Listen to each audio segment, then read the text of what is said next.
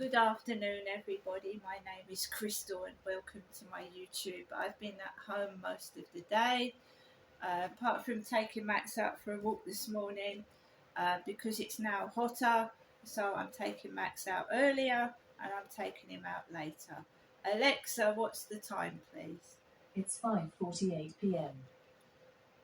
So it's 5:48. It's 10 to 6, and it's a Saturday. And I haven't gone anywhere. I haven't even gone to the local co-op. But I've been relaxing at home, which is good. It's good for me. Alexa, what's the temperature? At the moment, it's 21 degrees Celsius. Tonight, you can expect a low of 13 degrees. I'm telling you now, Alexa is telling me it's 21 degrees. But inside my flat, my temperature gauge is telling me it's nearly 27 inside here. It may well be a bit cooler outside, but I'm not risking it, so I'm just going to keep doing what I'm doing until the heat wave, if it cools down. If it does, if it doesn't, I'll continue to do what I'm doing, go out early and go out later. Max is extremely hot. He's resting. He's not showing any signs of wanting to get up and go outside. So if we recap through the day, I got up. I was woken up really early, and I didn't have anywhere to go. So I got up early. I uploaded a video to YouTube, which is my routine, and then I took Max out, straight out for a walk early in the morning. There was a group of 4 or 5 people walking their dogs together, and that was about it really. I walked Max around. It was fairly hot at just before 8 o'clock this morning, and I came back home. I knew I wasn't going anywhere. My mum called me and I missed the phone call, and I can't call her back, so I hope she's okay. I'm sure she is. So I cooked myself a couple of crumpets with poached egg on top, nice cup of chocolate, and I've just been relaxing, and I tried to watch a film called Brick, and I've got to finish that. I might finish that later on in the evening. It's a foreign film, dubbed. So, interesting.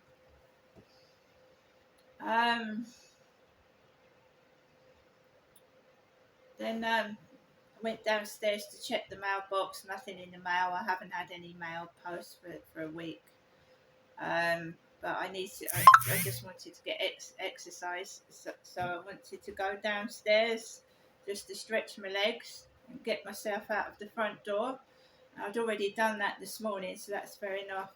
And I've just been reading the Mail on Saturday, the piece about Diana and Sophie Wessex, and the 10 most likely ways for the world to end. And yeah, very interesting. And when you feel a bit down in the dumps, that's all you need. 10 most likely ways for the world to end. So I've been reading the newspaper that the guy brought round. So it's been a completely normal day today. I've been I've relaxed. I've got on with things. I've spent some quality time with my pets, so paying them attention, and that. I did one short live stream earlier on, just a short live stream on TikTok, because I was just sitting there, just getting sticky and sweaty, and I just felt uncomfortable, so I ended it. I was just listening to some music, and I was remembering times when my dad bought 2 caravans. And I've talked about this on the live stream. My father Derek bought 2 caravans at All Hallows Caravan Park, and I was just thinking to myself, wow, I could have just taken myself off to All Hallows, got the bus and gone up there if I still had the caravan. My dad bought two caravans in about 2010 and 11. I think it was 2010. He bought one for 17,000 for him and mum, and he bought me mine, which was £2,000. It was a second-hand caravan, and my dad didn't keep up the ground rent, so basically the caravans got repossessed. Had I still had the caravan, I could have gone up there and got a break away from this place. Unfortunately, I'm stuck in here. I can go outside for a walk, but it's hot anyway, so I'm just sat in front of like two or three fans really. Yeah, All Hallows Caravan Park. You go past Who, a place called Who, and a place called Grain. There's a TikToker that lives in Chatham. She's in recovery. She's recovering from drugs, and she's a TikToker, and she lives in Chatham, and she's live streaming down Chatham High Street. She's been up to All Hallows Caravan Park. She's got long brown hair, and she's got no teeth though. She's got no teeth, bless her, because a lot of people with drug problems, it affects their teeth. So she's got no teeth, so she's live streaming down Chatham High Street. She's going all over the place where I used to go where my dad used to take me, basically. So I All Hallows Caravan Park, I saw her go down there, and I used to go into the amusement arcades and the 2 penny machines. I love them. They've got them at the Hollywood Bowl in Strood. You put 2 pence in, and there's I think they've got Pokemon cards in them now, some of the machines. You put 2p's in, and it shuffles the 2 pences off, and these little gifts come off. So I remember All Hallows, and I was just thinking, I was saying to people that if my dad hadn't he had paid the ground rent, I would have still had the caravan. You pay so much every year. He bought the caravans outright, but he didn't keep up the yearly payments for the ground rent. So the caravans were repossessed with all my possessions in them as well. Because what my dad was like, he was just a beast. So basically, they repossessed the caravan with all my personal belongings in it. And it was well known that they used to tip the contents onto a big bonfire and set fire to it. So no doubt all my stuff was thrown on the bonfire. Probably, I haven't got a clue. My dad was such a weak man. He would shout at women and yell like most of these bullies do, but when it came to standing up for himself in front of another man, he was just a bit of a wimp.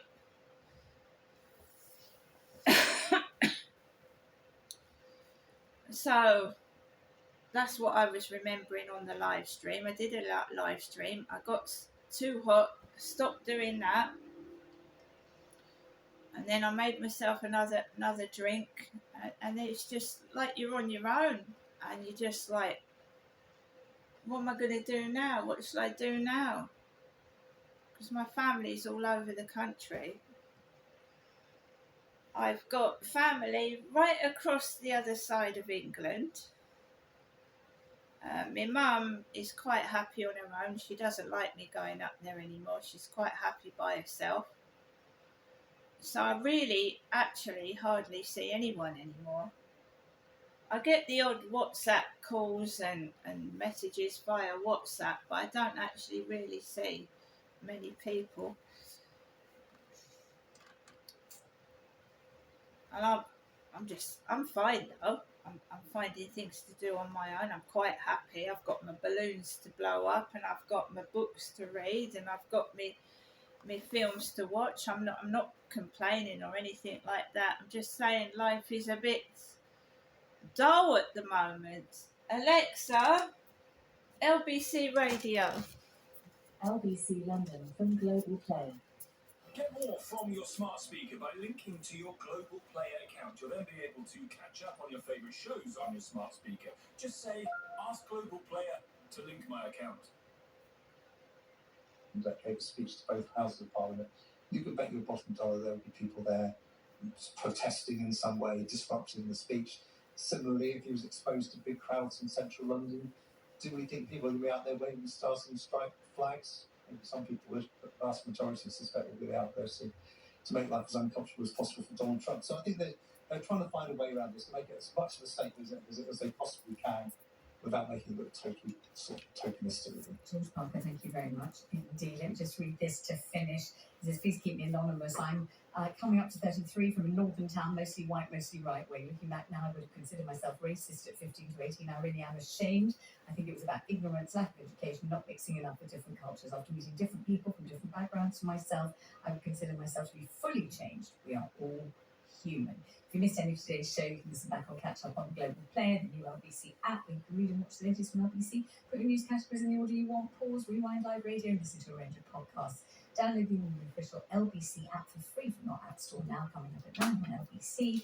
The Legal Hour with Dan Barnett. Now it's time for the lovely Natasha Dutton. Thank you, Vanessa. Coming up after 7, experts have predicted these hotter summers will increase mortality rates due to heat 50-fold in 50 years.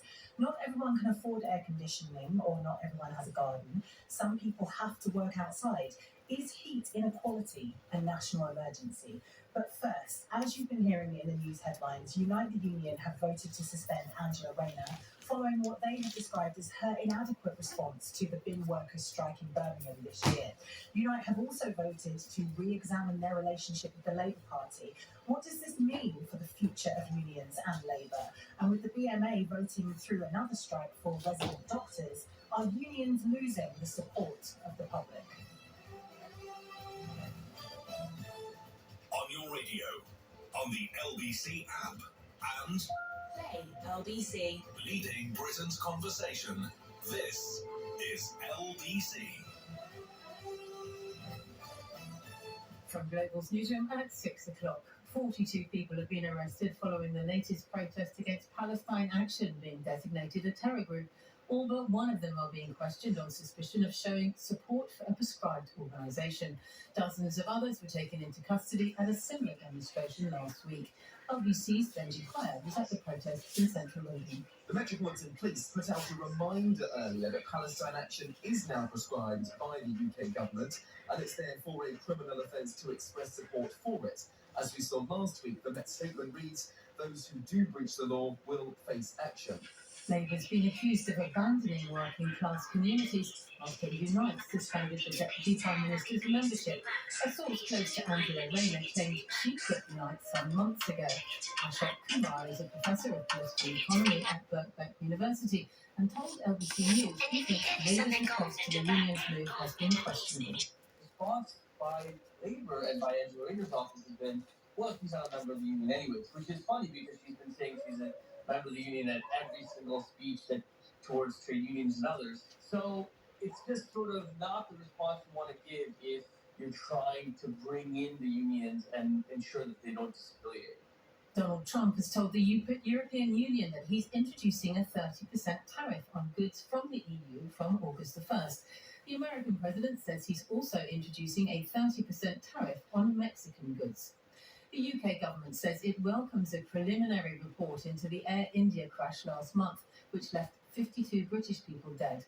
Investigators believe the fuel supply to both engines cut off soon after takeoff. 260 people were killed when the Boeing Dreamliner came down in Ahmedabad last month.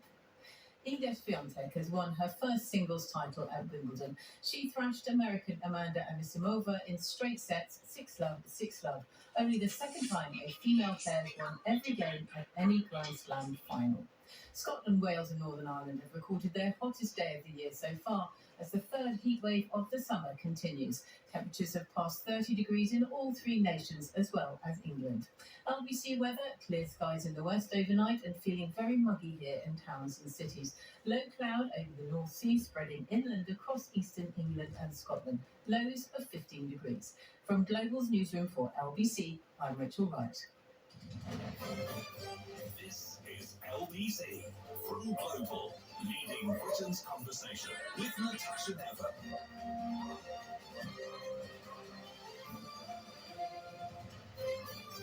A very good evening to you. It's coming up to 3 minutes after 6. I'm Natasha Devon and I'm with you until 9 o'clock this evening.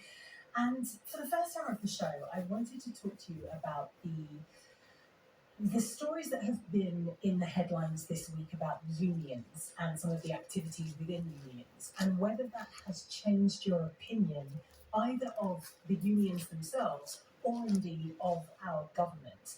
Essentially, the question I'm asking you is, who comes off worse here, do you think? If there were to be, or if we were to describe it as a PR war between the unions and the government, broadly, who would you side with?